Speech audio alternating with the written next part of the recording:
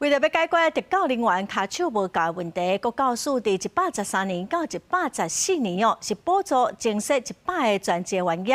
专教总是表示讲，因调查是发现讲有10个县市完全拢无增加员役，有22个县市中只有台北市、桃园市佮有屏东县有依法来增加卡手。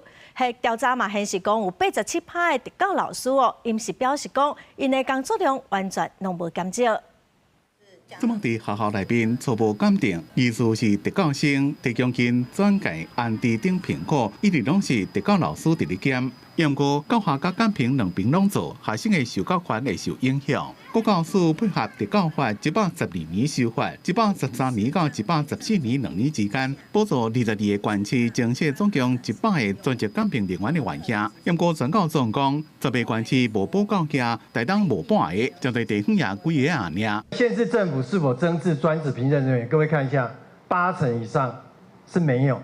那目前我们调查的有增置的。 自己有增资就只有3个县市：台北、桃园跟屏东。专职监评员的员也无够，所以有87个第一线特教老师，讲因的监评工作量无减少。全教总共像贵人113加114年总共补2位专职的监评人员，不过113年一年就1000多案，2个监评人员哪有可能做会完？ 基隆已经算是比较相对规模比较小的县市，它一年都有1000多个，所以你可以想见一些比较大的直辖县市，我相信一个学年破万绝对不是问题。国教署补助各个县市，这2年下来最多单一县市也不过拿到10个专职监评。对全教总调查讲，国教署和台东2位专职监评人员拢无补。 教育处定蔡必尧定称已经就业聘用，因为就是用国教署提供的金额来聘请人力，就聘足了啦。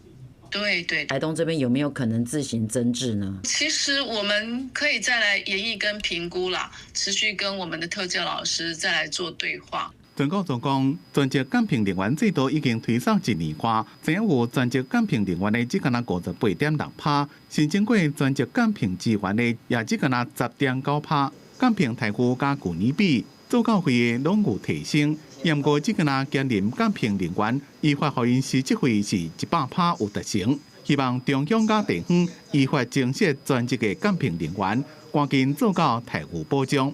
记者综合报道。